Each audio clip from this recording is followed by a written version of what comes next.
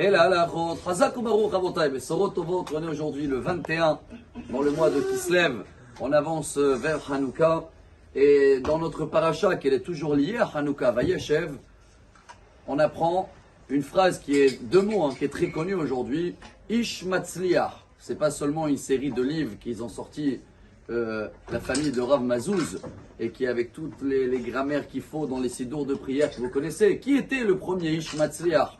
Le seul que la Torah, 3 fois, elle témoigne, qui était un homme qui a la réussite dans la main. C'est Yosef.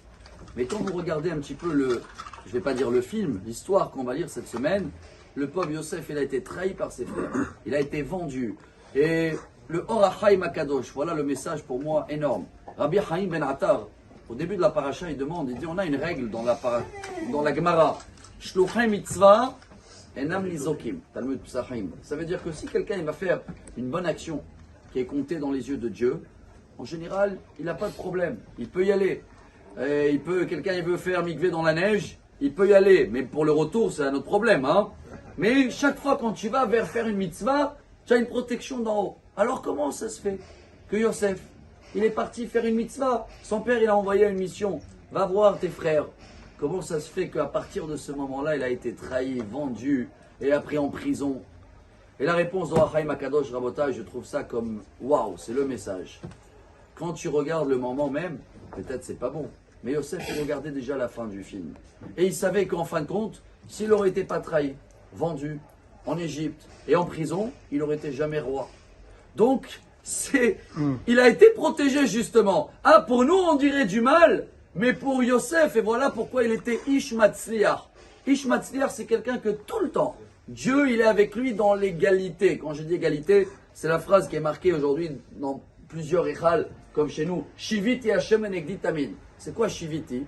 Si à chaque moment, on a la confiance à Dieu égale dans notre vie, ce sera dans les moments compliqués, dans les moments de joie, on sait que ça vient de Dieu, alors là, chers amis, on termine en jackpot.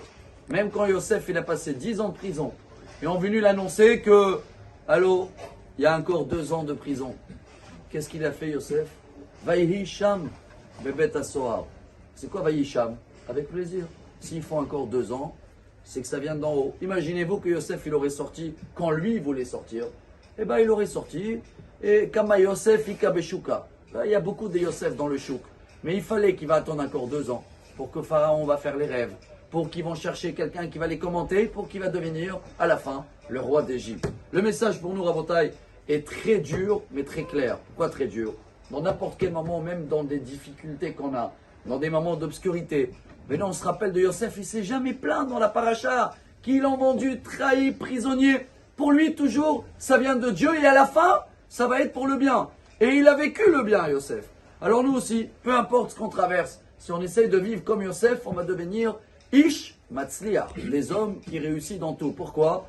Akadosh Baruch Hu, il est avec nous. Besorot Tovot, excellente journée, remplie de lumière et de joie. Amar Rabbi Elazar.